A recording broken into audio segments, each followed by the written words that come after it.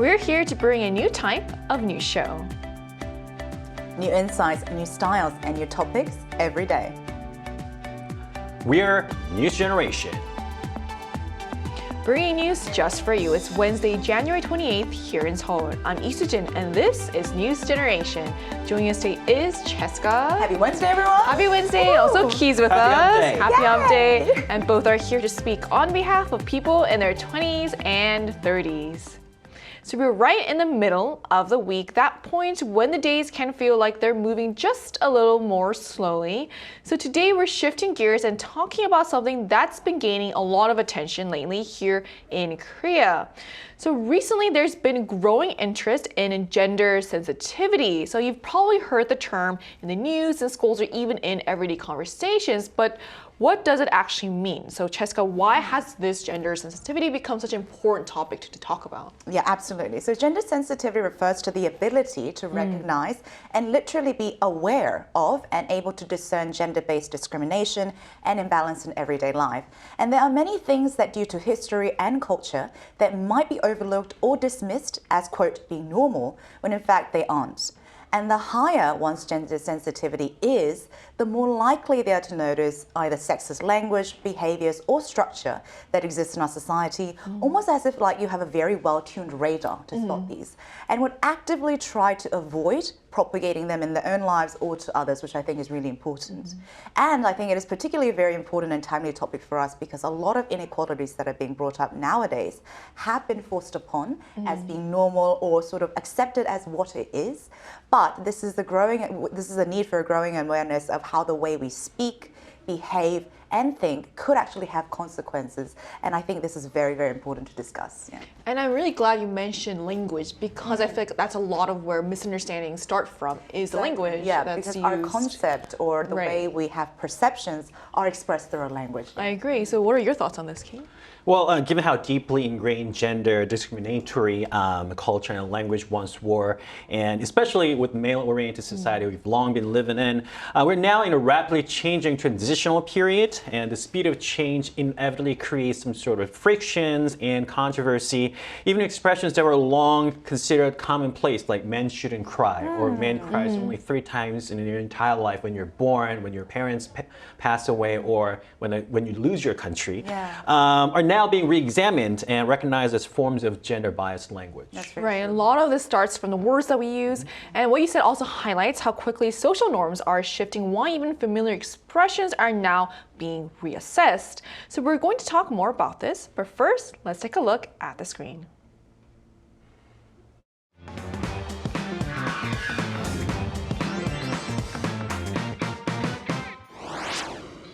Social issues are gaining greater visibility thanks to social media, and one of them is gender sensitivity. As conversations around women's experiences become more open and widely shared, awareness has certainly grown. But despite that progress, many say there is still a long way to go. Today on News Generation, we take a closer look at recent controversies surrounding gender sensitivity, what has driven higher gender sensitivity among the younger generation, and where further efforts are still needed to turn awareness into real change. As we just saw in the video, conversations around gender sensitivity are becoming more visible in Korean society, especially in everyday culture and the media. So let me start with a broader question. So Cheska, do you personally feel that gender sensitivity in Korea really has increased in recent years? I think so, and I think it is a positive sign. And we can actually see some of these signs increase, and this is the most visibly felt, I think, in media content. Now, to give you some examples, storyline, I think, is changing. So if you remember, there was a lot of like female protagonists, like damsel in distress type, waiting for the prince or the rich guy or the nice guy to come rescue. But not saying this is bad. I find them quite interesting. But I think what's interesting is the diversity in a storyline, which I think is the important distinction. We have a lot more female-driven stories, independent characters that are at the center of the narrative.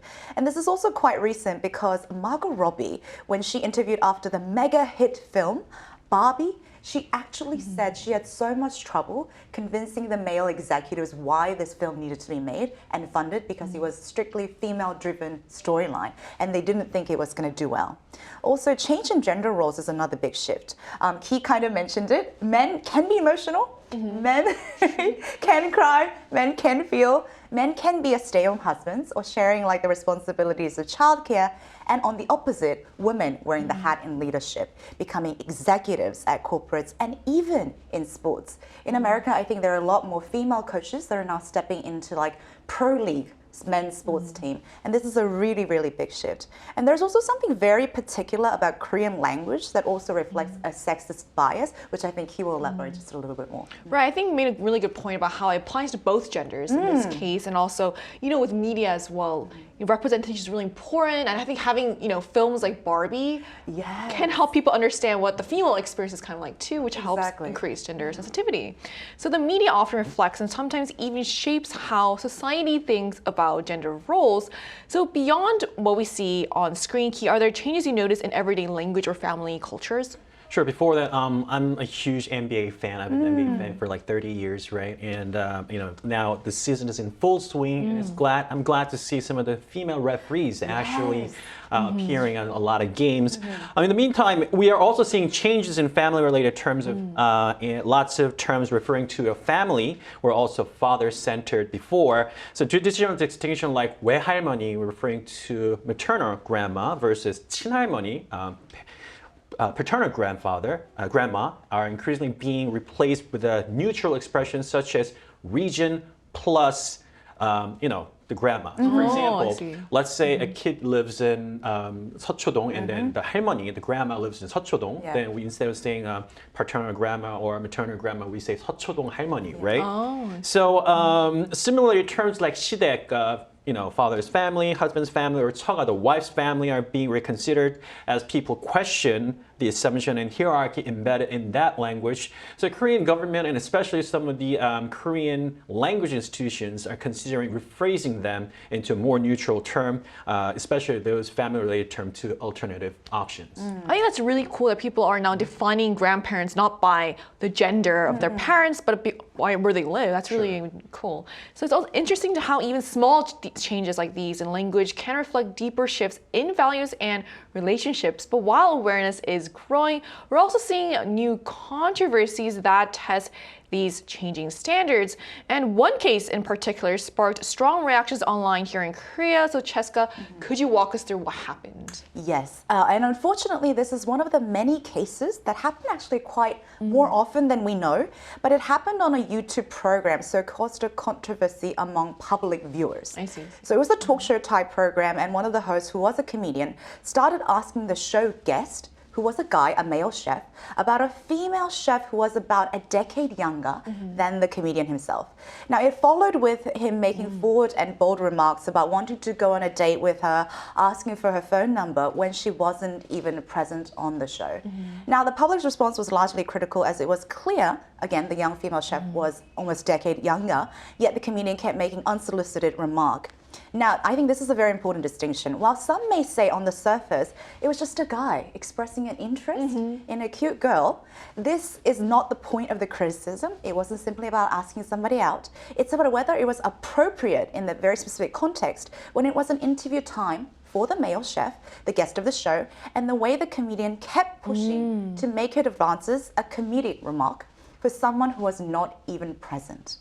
I love how you made that distinction. I really appreciate that, because a lot of times people don't really a lot of people don't really understand the point of the conversation. Like you said, it's not about whether no one's really criticizing him for showing interest in someone. It's like the way it went about it. Right. So the backlash was swift, especially because a comment came at a moment when her professional career was gaining attention that kind of reduced her to just this romantic interest. So why was this comment seen as more than just a poorly timed joke? Can you tell us more about that? Well, first, like Cheska said, the female chef mentioned were not even on the show. And the reason this remark became controversial is that it followed a repeated pattern of narrow, male-centered perspectives toward women embedded in its host's language.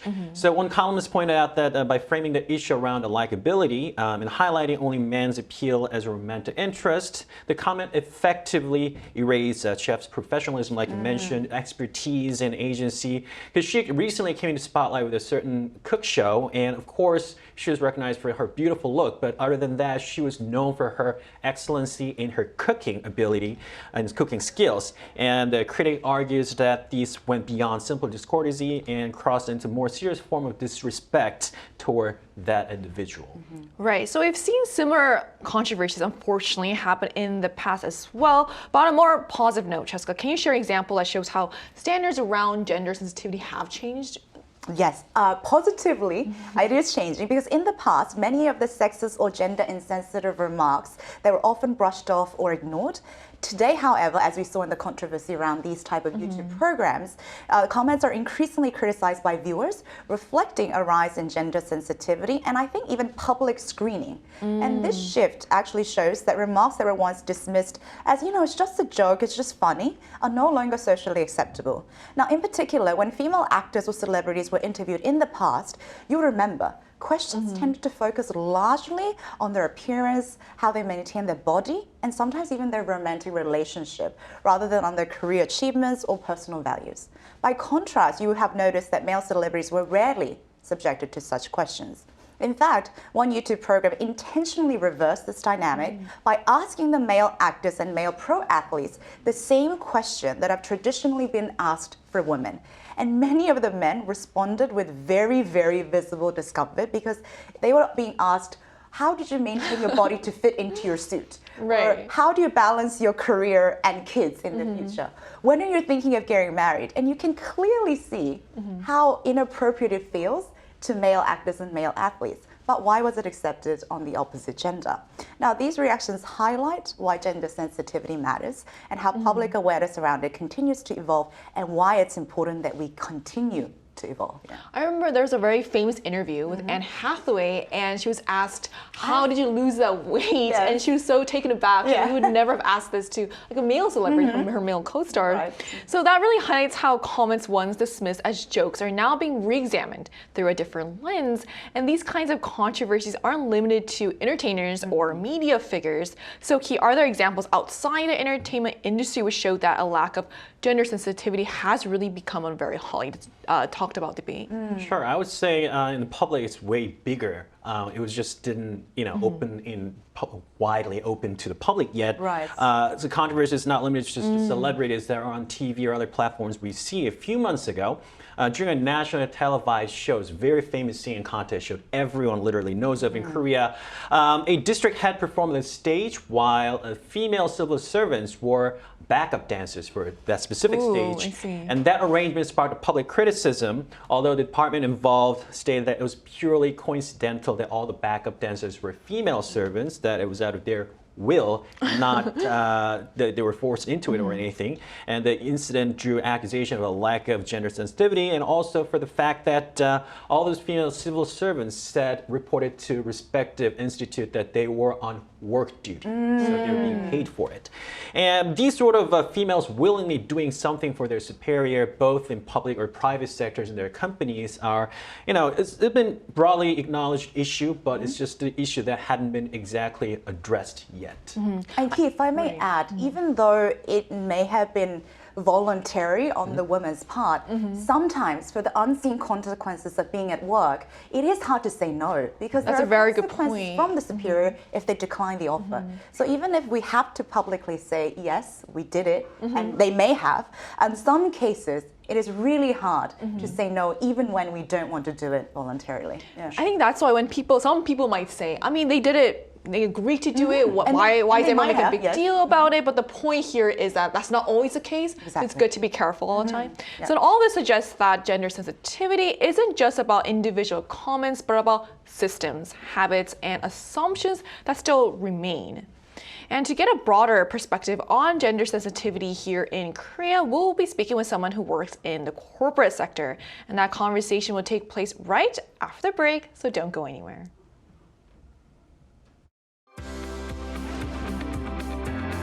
NewsGen wants to hear from you. Go to YouTube and search out channel Arirang News. Click Posts and cast your vote in the poll. Make a new type of news with us.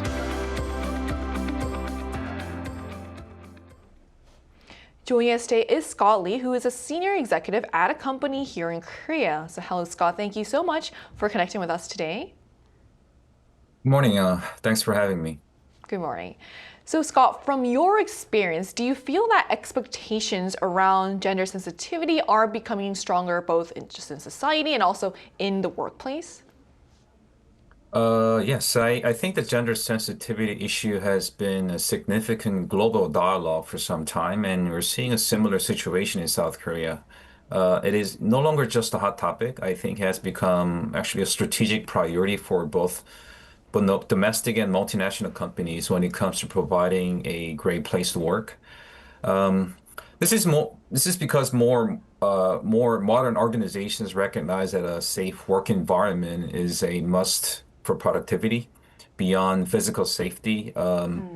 Companies want employees to feel confident in their identity. I think when people don't have to navigate gender-based biases, they can bring their full authentic selves to work that allows them to be who they are and be a better employee. So this has become a more important topic. I actually agree with you. I think from the employer's perspective, it's very strategic actually to be gender sensitive because it can draw more talent more confidently. But from the employed side, as we briefly mentioned when Key gave us an incident, when you are being, when you have a superior, it is very hard to say no because in workplaces there exists a clear hierarchy. So what training or education does your company provide to help improve gender sensitivity in that case? So in my experience leading different multinational organizations in both Korea and other countries, the global standard training, on gender-based issues or harassment workplace is a baseline. However, I'm seeing more effective progress happening, and what I've seen lately is the move towards more practical relevance. So we're shifting away from the check the box sessions to more of a training that mirrors real life workplace scenarios, and furthermore, we're broadening the scope. So gender sensitivity isn't just about dynamic between men and women anymore. It's about providing that inclusive culture. So as a member of senior management, I've championed the idea that respect is universal, and that's the most important part when it comes to gender sensitivity. So I think you sort of gave us an answer, but to be a bit more specific, beyond the formal training the company provides, what efforts you think are necessary to further improve the gender sensitivity in the workplace? Yeah, so the training is just a start. Beyond the classroom, the goal is to instill sensitivity into the very basics of the corporate culture. So we need to create a safe and sound environment where work is about, livelihood and growth, not survival. So the workplace is where people strive to build their careers, right? The focus should be on building a true fair system. So we want our people to succeed, make progress based on their talents, contributions without having to worry about gender-based barriers or negative experiences. I think the companies want gender actually to become a non-issue for everyone to drive their professional excellence. This allows company to flourish and their employees to flourish as well. So in summary, training, just a start. It's up to the company to build the leadership that creates a fair system and culture to provide a fairness for everyone. Well, I hope there are more people like you in executive positions in other companies as well. So thank you so much for sharing your insight with us today. Thank you. Thank you. Thank you very much. So we just spoke with a senior executive at a company in Korea about whether he feels the growing social pressure to be gender sensitive, what kind of education is being offered, what more needs to be done going forward. Now let's shift our focus back to the younger generation, often described as being especially aware of these issues.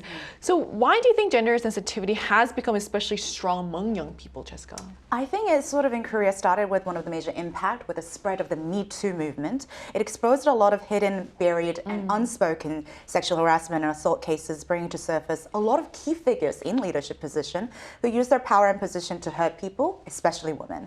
And this isn't just about serving justice. I think it really is about making something that was hushed and silenced sort of become normal again.